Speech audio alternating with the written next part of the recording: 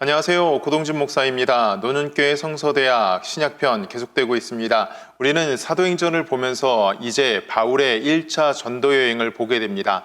바울의 1차 전도여행, 그리고 바울의 2차 전도여행, 3차, 그리고 로마에까지의 여정이 사도행전에 기록되어 있죠. 그리고 바울의 서신서들을 보면은 또 다른 여행을 한 것으로 우리는 추정을 해볼 수가 있습니다. 오늘은 이제 바울의 1차 전도 여행이 시작되는 부분을 함께 보고자 합니다. 우리가 사도행전을 나누어 보면은 크게 세 덩어리로 나눌 수 있다라고 말씀을 드렸죠. 1장부터 시작해갖고 8장 4절까지는 예루살렘에서 있었던 일, 예루살렘과 유대에서 있었던 일이 기록되어 있습니다. 그리고 이제 13장부터 우리가 지난 시간까지 보았던 12장까지의 말씀에서는 이방인들에게 어떻게 복음이 증거되었는지 유대와 사마리아 지역에서 있었던 일들을 보았습니다.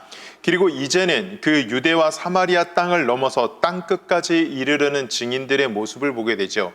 여기서부터는 이제 사도 바울이라는 그 걸출한 인물이 등장하여서 전도 여행을 하게 되는 것을 보게 됩니다. 오늘은 이제 1차 전도 여행을 보겠습니다. 이 1차 전도 여행, 땅끝까지 이르는 증인들은 누구에게 그 복음을 증거하냐? 바로 이방인들에게, 헬라인들에게, 유대인이 아닌 이방인들에게 복음을 증거하게 되죠. 오늘 이제 1차 전도 여행을 보겠습니다. 1차 전도 여행. 우리가 13장부터 보면은 이제 바울과 바나바와 사울을 안디옥 교회에서 파송하는 장면이 나옵니다. 바나바와 사울을 파송하고 나서 이 사람들이 어디에서부터 전도를 시작하냐? 구브로에서부터 전도를 시작하고 그 구브로, 지금의 키프로스 섬이죠. 키프로스 섬에서 전도를 시작하고 키프로스 섬에서의 전도가 끝나고 나서 비시디아 안디옥, 지금의 터키 중앙부에 가서 전도를 합니다. 그리고 이고니온에서 전도를 하고 루스드라에서 전도를 하고 그곳에서 돌에 맞아서 죽기까지, 즉 죽음에 이르는 그러한 큰 박해도 당하게 됐죠. 그래서 더베까지 갔다가 더베에서 다시 세운 교회들을 돌아보고 수리아 안디옥으로 돌아오는 것이 이 바울의 1차 전도 여행의 그 여정입니다. 바울의 1차 전도 여행 도식을 보면 이렇게 됩니다. 안디옥에서 출발해서 안디옥 교회에서 출발을 해서 실루기아로 가고 실루기아에서 배를 타서 키프로스 섬의 살라미 항구에 도착해갖고 키프로스 섬의 구브로죠. 구브로 키프로스 섬에서 하나님의 말씀, 복음, 예수 그리스도를 증거하고 바보에서 예수를 적대자, 복음의 적대자 사단의 숭배자를 물리치고 나서 그곳에서 서기오 총독이 그곳 총독이 회심을 하게 되는 그러한 은혜의 역사를 경험하게 됩니다. 바보에서 배를 타고 이제 우리가 알고 있는 터키 남부 지역으로 들어가게 됩니다. 그곳이 버가이고 버가에 도착해서 비시디아를 지나서 비시디아 안디옥, 그리고 이고니온, 루스드라, 더베, 그리고 다시 루스드라, 이고니온, 비시디아, 안디옥, 버가, 아탈리아에서 배를 타고 안디옥으로 돌아오게 됩니다. 자, 1년의 이 1차 전도 여행이 끝나고 나서 우리가 이 전도 여행 끝나고 나서 보게 되는 또 중요한 회의가 있습니다. 예루살렘 회의를 거치면서 이제 복음이 이방인들에게까지 확정되고 전해지는 것이 교회의 큰 방향성으로 정해지게 되죠. 그러면서 이 1차 전도 여행 가운데 사도 바울 선생님께서 사도 바울이 갈라디아서를 쓰게 된다라고 보겠습니다. 자, 이제 1차 전도 여행이 시작됩니다. 지금 뒤에 나와 있는, 스크린에 나와 있는 지도를 보시면은 이 안디옥에서부터 배를 타고 출발을 해서 키프로스 섬에 도착을 합니다. 키프로스 섬, 구브로에서 하나님의 말씀, 은혜의 복음을 전하게 되죠. 이 동쪽 해안에 있는 살라미 항구에 도착하고 나서 그리고 이제 바보까지 이르게 됩니다. 즉 섬 전체를 관통을 하면서 복음을 증거하게 됩니다. 그런데 이곳에서 복음을 증거할 때 이 전도대의 주축이 되는 전도팀의 팀장은 누구였냐면 바나바, 바로 구브로 사람 바나바였다라고 사도행전은 기록을 하고 있습니다. 왜냐하면 동양 사람이기 때문에 이 자신의 고향이기 때문에 복음 전도하기가 더욱더 쉬웠을 것입니다. 그리고 이 구브로라는, 이 키프로스라는 이 섬은 이미 예수를 알고 예수를 믿는 유대인들이 거하고 있는 곳이었습니다. 이곳 살라미부터 시작해서 복음을 증거하다가 바보에 이르러서 이방인들에게 복음을 증거하게 되고 그곳에서 배를 타고 버가에 들어가게 되고 버가에서 비시디아 안디옥 그리고 루스드라 더베로 이르르면서 복음을 증거하는 것이 사도 바울의 전도 여행이 됩니다. 그림을 좀 더 크게 보겠습니다. 이 전도 여행의 일정표를 좀 더 크게 보겠습니다. 안디옥에서 출발해서 외부 지역으로 실루기아 지역으로 내려옵니다. 즉 이 키프로스 섬에 가기 위해서 배를 타야 되죠. 배를 타기 위해서 실루기아로 내려오게 됩니다. 실루기아에서 배를 타고 살라미로 들어갔고 살라미에서 말씀을 전하고 복음을 전하고 나서 바보에 가서 배를 타고 이 터키 남부 중앙에 있는 버가라는 도시로 들어가게 됩니다. 그리고 나서 비시디아로 그리고 비시디아 안디옥으로 이고니온으로 루스드라로 더베로 그리고 다시금 왔던 길을 돌아서 안디옥으로 돌아오는 것이 사도 바울의 여정이다라고 보시면 되겠습니다. 13장 1절부터 3절의 말씀입니다. 안디옥 교회에 선지자들과 교사들이 있었다. 곧 바나바와 리르게라고 하는 바나바와 시므온과 루기오와 분봉왕 헤롯의 젖동생 마나엔 및 사울이 있었다. 이 사람들이 안디옥 교회의 주축이 되는 사람들이었고 안디옥 교회의 지도자들이었고 안디옥 교회에서 선지자들과 즉 교사들, 복음을 가르치는 사람들이었습니다. 그런데 금식을 할 때 성령께서 나타나셔서 바나바와 사울이라는 사람을 세우게 하고 그들을 파송하라고 말씀을 하시죠. 그래서 파송해서 복음을 전하기 시작합니다. 바나바와 사울이 파송을 받아서 안디옥에서 출발을 합니다. 안디옥에서 출발을 해서 배를 탈 수 있는 실루기아라는 항구 도시에 와서 배를 타고 이 살라미로 즉 키프로스 섬 구브로 바나바의 고향인 이곳으로 구브로로 들어가게 됩니다. 구브로로 들어가서 복음을 증거하게 되죠. 구브로로 들어가서 복음을 증거하면서 하나님의 큰 은혜의 역사들이 일어납니다. 여러분들, 사도 바울의 전도 여정을 보면서 전도 여행을 보면서 우리가 기억해야 될 것이 있습니다. 지난번에도 앞선 시간에도 말씀드렸듯이 사도 바울의 전도 방법이 있습니다. 사도 바울은 어떤 전도 방법을 쓰냐면은 그곳에 유대인 공동체가 있고 유대인의 회당이 있으면은 맨 먼저 유대인의 회당에 들어갑니다. 아니 목사님, 사도 바울은 이방인들을 위해 세워진 하나님의 그릇, 이방인의 사도이지 않습니까? 이방인들에게 바로 가야지 왜 유대인에게 갑니까? 사도 바울의 전도 방법이었어요. 이방인들에게도 복음을 전하지만은 자기 민족인 유대인들을 사랑했기 때문에 유대인들에게도 복음을 전합니다. 그리고 회당이라는 그 유대 공동체에서 복음을 전하는 것이 회집하는 것이 좀 더 쉬웠고 용이했기 때문에 유대인 회당에 들어가서 복음을 증거합니다. 이 키프로스 섬에서도 마찬가지입니다. 유대인들이 많이 살고 있었던 곳이기 때문에 유대인 회당에 들어가서 복음을 증거하고 그 유대인 회당에서 믿는 자들이 생기게 되면은 개종을 하게 되고 예수 그리스도의 복음을 증거하게 되고 그곳에 교회를 세우게 됩니다. 그리고 유대인 회당에는 또 어떤 사람들이 있냐면은 사도행전을 읽어가시다 보면은 경건한 자들이라는 표현이 나옵니다. 여러분, 이 경건한 자들은 도대체 어떠한 사람들인가 우리가 생각해 볼 필요가 있습니다. 어떠한 사람들인가 하면은 이방인입니다. 이방인인데 유대교에 관심을 갖고 하나님께 관심이 있어서 유대교로 개종한 사람들이거나 아니면은 개종은 아직 안 했지만은 계속해서 회당에 와서 예배를 드리고 말씀을 듣는 사람들, 그리고 그 풍습대로 살아가는 사람들이 바로 경건한 자들이라는 표현으로 성경 말씀에서 나와 있습니다. 그 경건한 자들이 복음을 받아들이면은 그 사람들을 중심으로 해서 교회를 세우고 믿음의 공동체를 이루게 하는 것이 사도 바울의 전도 방법이었죠. 자, 이렇게 안디옥에서 파송을 받아서 구브로로 들어가서 복음을 전합니다. 구브로로 들어가서 복음을 전하는데 또 어떠한 일이 일어나는가 하면은 바보라는 지역에서 바예수와 대결을 하게 됩니다. 사탄의 대리자였던 바예수와 대결을 하게 되고 거기서 예수의 이름으로 이 사람이 책망을 받고 앞을 못 보게 되고 갇히게 됩니다. 그리고 이 바예수에 의해서 회심을 방해받던 총독 서기오가 이 일로 인해서 회심하게 되고 예수님을 믿게 되는 은혜의 역사가 일어나게 되죠. 이 바보라는 곳에서 어떠한 일이 일어나냐면은 사울이라는 이름을 라틴어식 이름 바울로 바꾸게 됩니다. 자, 사울은요, 여러분들 기억하실 게, 은혜를 받아서 사울이 바울이 됐다. 우리는 옛날부터 관습적으로, 전통적으로 그렇게 생각을 하고 있었습니다. 물론 그것도 틀린 말은 아닙니다. 사울은 큰 자이고 바울은 작은 자다라는 그런 의미가 있으니까는 틀린 말은 아닙니다. 그런데 이 성서학적으로나 고고학적으로나 여러 가지 역사적인 기록을 보면은 이 사울이라는 이름이 왜 바울로 바뀌었느냐? 이 바보에서부터 시작해서 이제 이방 세계로 들어가게 됩니다. 바보에서 배를 타고 터키 지역, 남부 지역으로 지금 들어가게 되면은 이 지역이 갈라디아, 남부 갈라디아라고 하는 지역이거든요. 밤빌리아 위쪽이 남부 갈라디아 지역인데 이 지역으로 돌아가면 이방인들의 문화고 이방인들이 살고 있는 곳입니다.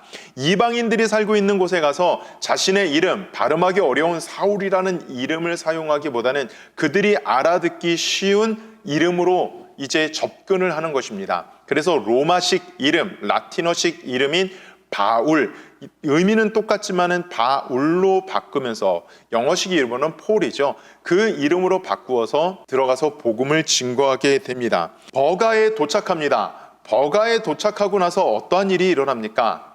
같이 동행했던 마가라는 청년이 바나바의 생질, 바나바의 조카였던 마가가 전도 여행을 포기하고 돌아가게 됩니다. 여기에는 여러 가지 학설이 있고 여러 가지 설이 있습니다. 첫 번째, 우리 마가의 다락방 이렇게 기억을 하고 있죠. 마가의 다락방, 전통적으로 교회에서는 이 마가라는 사람이 참 부유한 집의 아들이었다라고 이야기를 합니다. 귀족의 부유한 집의 부잣집 도련님이 이곳에 가서 복음을 증거하려고 하니까는 너무나 두려운 거예요. 그 두렵기 때문에 돌아갔다라고 이야기를 합니다. 또 하나 어떤 이야기가 있냐면은 바보에서 이제 선교의 주도권이, 전도의 주도권이 바나바에서 바울로 바뀌게 됩니다. 바나바에서 바울로 바뀌게 되니까 자기의 삼촌이 뒤로 밀려나는 것을 보고 이 어린 마가가 못 참고 돌아갔다라는 이야기가 있습니다. 또 하나의 어떤 이야기가 있냐면은 마가가 가지고 있었던 생각, 유대인인 마가가 가지고 있었던 생각은 할례파였다는 것이죠. 이방인들이 개종해서 들어오게 되면은 이방인들이 예수님을 믿게 되고 구원을 얻는 그 조건이 바로 유대인이 되는 것이다. 먼저 유대인이 되고 예수를 믿어야지 예수 믿는 것으로 끝나는 것이 아니다. 즉 할례를 받아야 된다라고 생각했다는 것이죠. 이 세 가지 학설 어느 것이 맞는지 우리는 잘 모릅니다. 또 하나는 어떤 이야기가 있냐면은 이 바보에서 바로 말라리아에 걸렸기 때문에 건강상의 이유로 더 이상 여행을 할 수 없는 그러한 위치에, 그러한 상황이었다라고 이야기하는 학자들도 있습니다. 그런데 이 말씀들, 특히 골로새서의 말씀을 보면은 마가는 끝까지 주장했던 거, 2차 전도 여행을 시작할 때 주장했던 것이 무엇이냐면은 할례였다라고 이렇게 나오죠. 그 할례를 주장하기 때문에 바울과 극심하게 다투게 되고 바울과 갈라지는 계기가 되었다라고 볼 수가 있습니다. 자, 그러한 상황이 버가에서 이루어집니다. 여기가 바로 버가, 지금의 안탈리아라는 곳이죠. 그러니까 여러 가지 학설의 근거가 될 수 있는 게 무엇이냐면은 이 그림을 보시죠. 이 사진을 보시죠. 지금의 안탈리아, 아탈리아, 버가가 이제 하나의 큰 휴양 도시로 해서 안탈리아라고 불리게 됩니다. 안탈리아 앞에는 해변이 있고요. 이 해안선을 따라 저 뒤에 있는 산맥이 보이시죠? 터키 남부를 가로지르는 토로스 산맥입니다. 버가에 도착해서 딱 보니까는 지금 무슨 산맥이 있습니까? 토로스 산맥이 있는 거예요. 저 산맥을 넘어서 복음을 증거하러 간다라는 것입니다. 여러분, 저 산맥 높이가 어느 정도 되냐면요. 제일 높은 산이 3,900m입니다. 평균 3,000m의 산들로 이루어진 산맥입니다. 우리나라 태백산맥의 3배 정도 되는 그러한 높이죠. 개마고원보다 더욱더 높은 그 곳을 넘어서 복음을 증거하는 것입니다. 자, 이것이 안탈리아 다른 곳에서 본 이 사진입니다. 여기 도착해갖고 이 해안도시에 도착해갖고 이 산을 넘어서 복음을 증거하러 간다고 생각을 하니 부잣집 도련님은 너무나도 두려웠겠죠.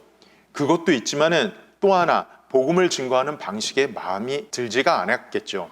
그러니까 갈라서고 돌아가게 되는 것을 우리가 보게 됩니다. 자, 이제 이곳에서 복음을 증거하고 안디옥으로 들어갑니다. 비시디 안디옥, 이쪽 안디옥이랑 헷갈리면 안 됩니다.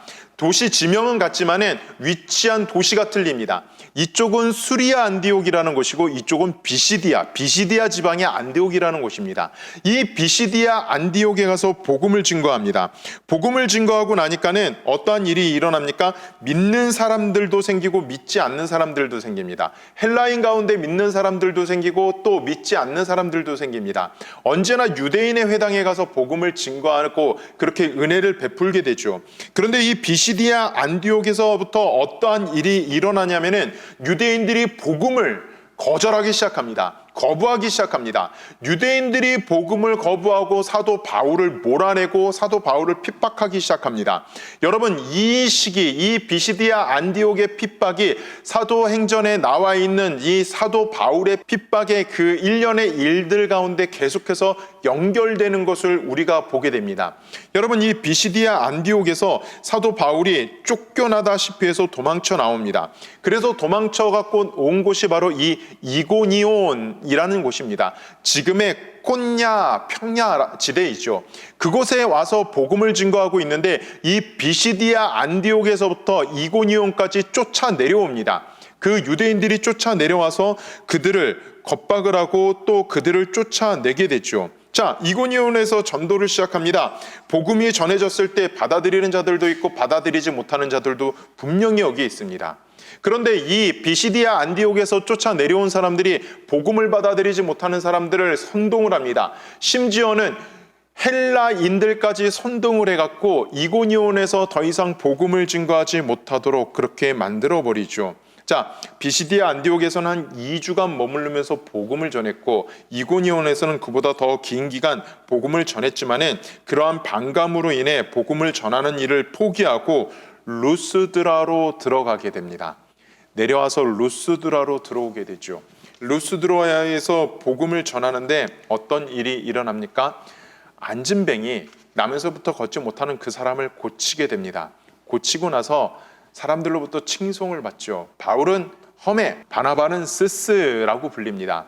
우리 말로, 이 한자 말로 번역이 됐기 때문에 험해고 바나바는 스스라고 이렇게 번역을 했는데 영어식 표현, 지금의 표현으로 이야기하면 바울은 헤르메스, 그리고 바나바는 제우스라고 이렇게 아시면 되겠습니다.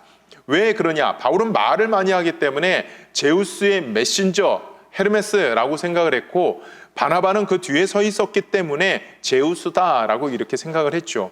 그리고 또 이 루스드라 이쪽 타우로스 산맥이 있는 이 지역을 갖다가 그 당시 사람들은 신들의 산이라고 생각을 했습니다. 심지어는 올림푸스의 산이 이곳 지역이다라고 여길 정도로 그렇게 험준한 산맥이었기 때문에 이들이 와서 복음을 증거하고 이들이 와서 기적을 행하는 것 심상치가 않았죠.